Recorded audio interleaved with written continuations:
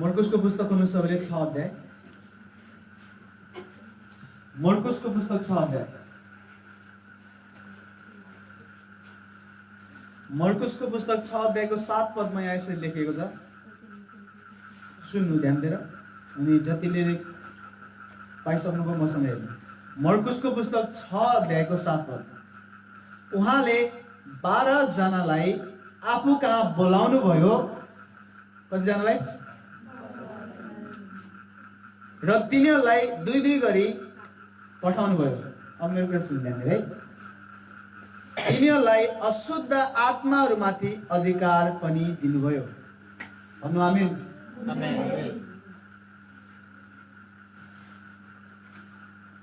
भजन गाउँदै जानु छैन मोटर स्वरमा पप गयो।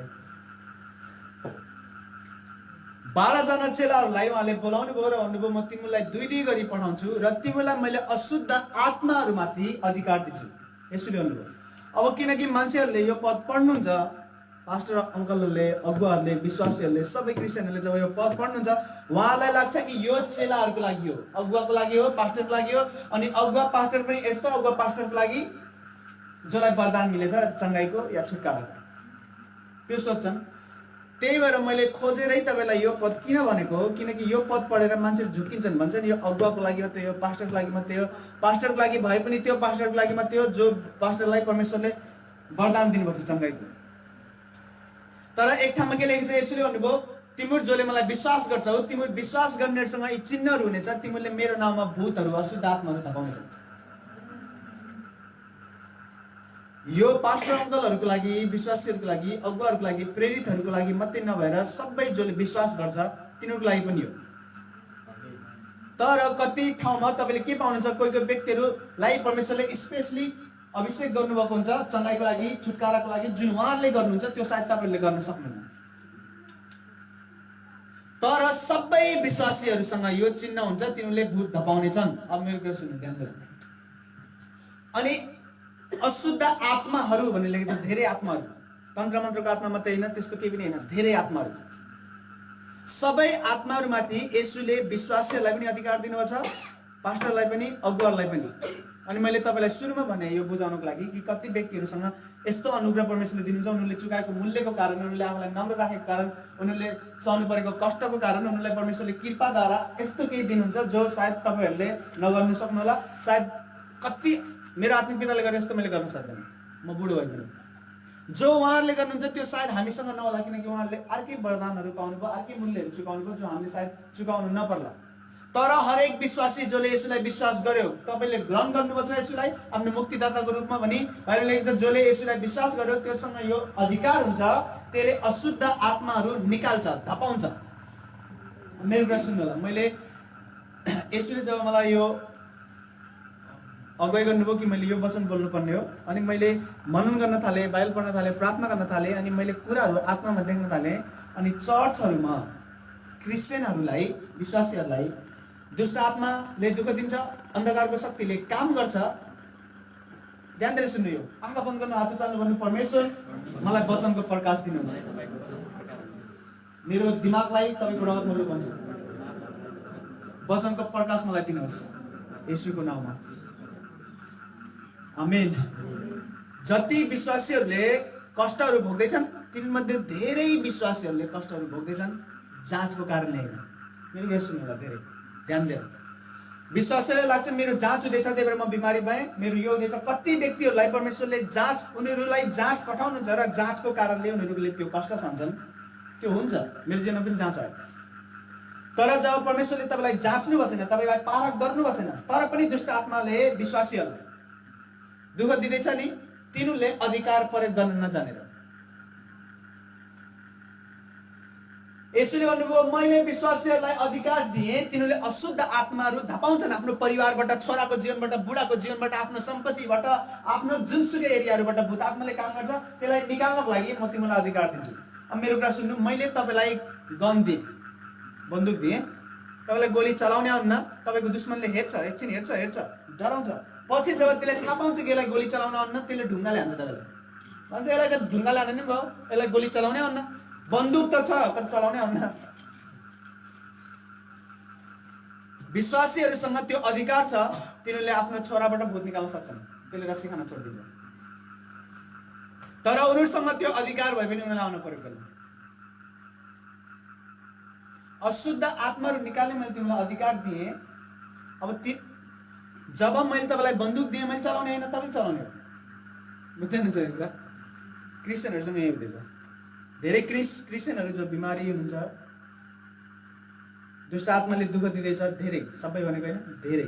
किनकि कति विश्वासीहरूलाई परमेश्वरले जाँचको लागि त्यस्तो परिस्थितिहरूबाट कहिलेकाहीँ जान अनुमति दिनुहुन्छ, तर धेरै विश्वासीहरूलाई जसलाई समस्या हुँदैछ, धेरैलाई अधिकार प्रयोग गर्न नजानेको भएर शैतानले थाहा भयो कि यसलाई आउन अधिकार प्रयोग गर्न, त्यही भएर परिवारलाई टुक्राइदिन्छ। कतिको परिवार टुक्रिन्छ जाँचको बेला आउँदैन, तर धेरैको परिवारहरू जो टुक्रिँदैछ सबैलाई जाँच भएको होइन। शैतान आयो, एक झापडाले परिवार टुक्रियो, तिनीहरूलाई हतियार प्रयोग गर्ने आउन, बन्दुक लिएर बसेछन्, बम लिएर बसेछन्, सबै जतिनीहरू छन्। यसैले अन्य मैले दिएँ तिमीलाई सबै, उनीहरूले राखेछन् थपक्क। शैतानले हेर्छ हुन्छ प्रयोगै गर्न आउन, यसलाई एउटा सानो टोटका जादु टोना लिएर जाने फुटालिदिनुहोस् कि परिवार, किनकि यसलाई आउन प्रयोग गर्नु। सुन्दै हुनुहुन्छ मेरो कुरा? यो क्रिस्चियनहरूको समस्या हो। अनि यसमा ठुलो गल्ती क्रिस्चियनहरूको, विश्वासीहरूको होइन, यसमा ठुलो गल्ती अगुवा अङ्कलहरूको, पास्टरहरूको। किनकि उहाँहरूले सिकाउनु भएन। अनि किन मेरो सुन्नु, उदाहरण मात्रै दिँदैछु। यदि मसँग छैन भूत निकाल्ने अधिकार, प्रयोग छ अधिकार, तर मलाई प्रयोग गर्न आउन भूत निकाल्ने कसरी हो, रोगिनीको पार्ने कसरी हो, अन्धकारको शक्तिको विरुद्ध लड्ने कसरी हो, यदि मलाई आउन्न भने, मसँग भएको अधिकार मलाई प्रयोग गर्न आउन्न भने, त्यो पास्टरलाई आउँछ भने मैले सिक्ने हो निबाट। ए तपाईँसँग भएको मसँग पनि छ, कसरी प्रयोग गरिदिनुहुन्छ तपाईँले सिकाउनु त?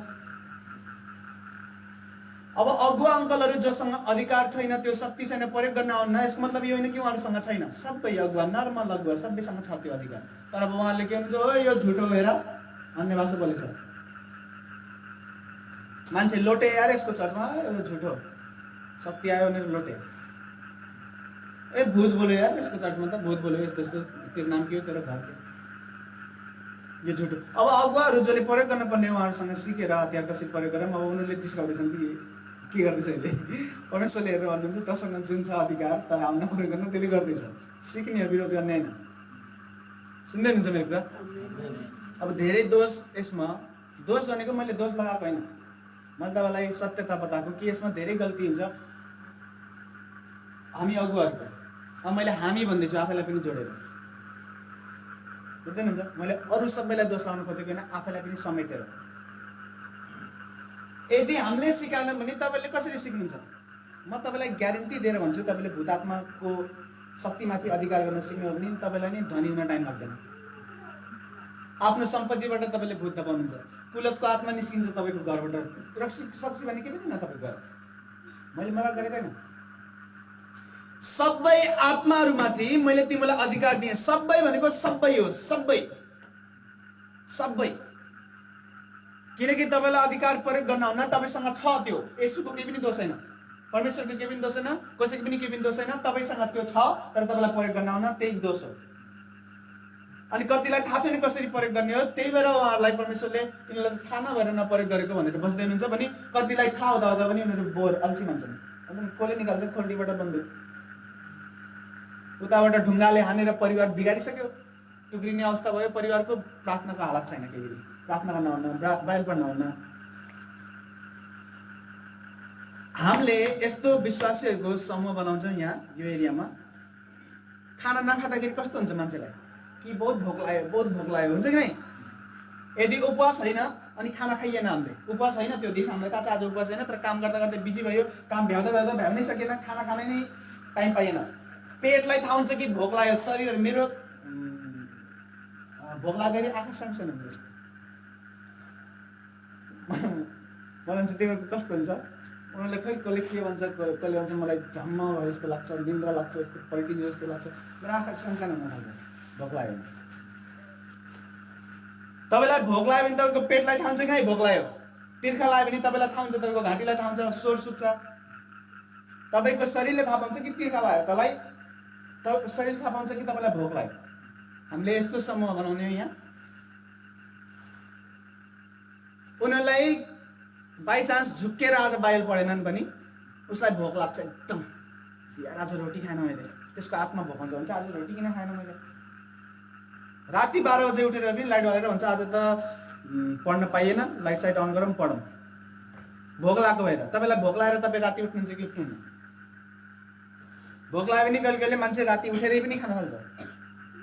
यस्तो परमेश्वरले मान्छेहरू चाहनुहुन्छ जसरी तपाईँलाई शरीरमा भोक लाग्छ त्यस्तै तपाईँलाई आत्मामा पनि भोक लागोस्, आत्मामा पनि तिर्खा लागोस्। आज त पानी नै खाएन, आराधनै गरेन, आज बाइबलै पढेन, परमेश्वरको आत्माले मलाई छुने अनुमति नै दिएन, मैले आज उहाँसँग सङ्गति नै गरेन, आत्मासँग आत्मा जोडेन मैले आज परमेश्वरसँग। आज तिर्खा लाग्यो सही मलाई। तपाईँको आत्माले थाहा पाउँछ आउने दिनहरूमा, यदि थाहा पाएको छैन भने। मैले मजाक गरेको होइन, परमेश्वरले मलाई यो जिम्मा दिनुहुन्छ। भोक लागेकोलाई थाहा हुन्छ भोक लाग्यो मलाई, तिर्खा लागेकोलाई थाहा हुन्छ तिर्खा लाग्यो मलाई। हामीले त्यस्तै जति हजारौँको भिड हुन्छ हाम्रो दिनहरूमा चर्चहरूमा, कोही कोही व्यक्तिहरू अटेरी नै हुन्छन्, विरोधी हुन्छन्, त्यो आफ्नै ठाउँमा छ। तर धेरै व्यक्तिहरू ठुलो भिडमा हाम्रो धेरै व्यक्तिहरू सबै आत्मिक हुन्छन्, जसलाई तिर्खा थाहा हुन्छ आत्माको, जसलाई भोक थाहा हुन्छ आत्माको। जब सबै आत्माहरूको विरुद्धमा यसुले हामीलाई अधिकार दिइसक्नुभयो भने नि यसुको केही पनि आत्मा छैन। अघि हामीले के गीत गायौँ? तूने मेरे लिए सब कुछ है किया, सब कुछ सबै यसुले गरिदिनु भयो। बाइबल लेखेको छ क्रुसमा यसु मर्दै हुनुहुन्थ्यो, जब क्रुसमा मर्दै हुनुहुन्थ्यो उहाँको रगत बग्यो, कोराको चोट खाइसक्नुभयो, क्रुस बोक्नुभयो, मान्छेहरूको पाप रोग श्राप गरिबी सबै लिनुभयो। बाइबल लेखेको छ उहाँ गरिब हुनुभयो ताकि हामी धनी हौँ, उहाँ पापी हुनुभयो ताकि हामीलाई उहाँले धर्मी बनाउन सकोस्, उहाँले कोराको चोट खानुभयो र उहाँको कोराको चोटले हामी निको भयौँ भनेको। अब क्रुसमा मर्नेलाई भन्नुहुन्छ निको हुनको लागि पनि मैले सबै गरिदिएँ, यिनीहरू धनी हुनको लागि पनि सबै गरिदिएँ, यिनीहरूले उद्धार पाउनको लागि पनि सबै गरिदिएँ। यसुले सबै गरिदिनु भयो, सबै गरेर अब तपाईँलाई हतियार दिनुभयो कि मैले तँलाई सबै गरेँ, ल हतियार यो प्रयोग गर्दै जा, तँलाई जे जे चाहिन्छ सबै गरिदिइसकेको छु मैले। सुन्दै हुनुहुन्छ? हतियार तपाईँले कसरी प्रयोग गर्ने हो? बाइबल पढिराख्ने हो, टाइम निकाल्ने हो बाइबल पढ्नको लागि, प्रार्थना गर्नको लागि। अनि प्रार्थना गर्ने बेलामा आज्ञा गर्ने हो दुष्ट आत्माहरूलाई। जब सबै आत्माहरूमाथि उहाँले तपाईँलाई अधिकार दिनुभयो नि, तपाईँको मनमा थाहा हुनुपर्छ कि यो आत्मा जसले मेरो छोराको जीवनमा, मेरो बुढा, मेरो बुढी, मेरो सम्पत्ति, मेरो जहाँ मर्जी काम गर्दैछ यसमाथि मलाई अधिकार छ। तपाईँले अधिकार, तपाईँलाई भोट दिएर मेयर बनाइदियोस् है हाम्रो एरियाको, तपाईँ आफ्नो कुर्सीमा बस्नै जानुहुन्न, जहाँ जहाँ सिग्नेचर गर्नुपर्ने त्यहाँ सिग्नेचर नै गर्नुहुन्न। मेयर त हो तपाईँ, तर तपाईँले आफ्नो अधिकारै प्रयोग गर्नुहुन्न। कसले बताउँछ तपाईँलाई? हेप्छ तपाईँलाई मान्छेहरूले, भन्छ को यो मेयर हो कि जोकर हो? दुष्ट आत्माले क्रिस्चियनलाई हेर्दैछ, सबै कुरा भइसक्यो, यसुले सबै गर्दै के गर्दैछ यहाँ? टिकटक बनाउँदैछ।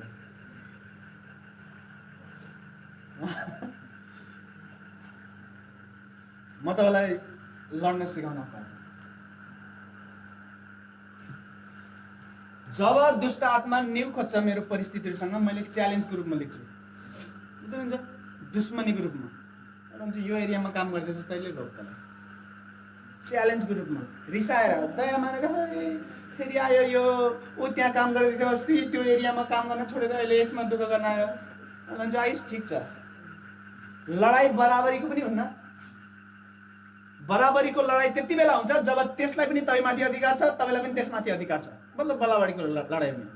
यसले भन्नुहुन्छ त्यसमाथि मैले तिमीलाई अधिकार दिइसकेँ, अब प्रयोग गर। त्योसँग ढुङ्गा छ, तिमीसँग बन्दुक छ, त्यसले ढुङ्गा टिप्न भन्दा पहिला तिमीले गोली हान्दै मर्छ त्यो। जब तपाईँको शत्रु भन्दा तपाईँसँग धेरै शक्तिहरू छ नि, अधिकार छ नि, यो तपाईँको गल्ती हो, हारे भने तपाईँ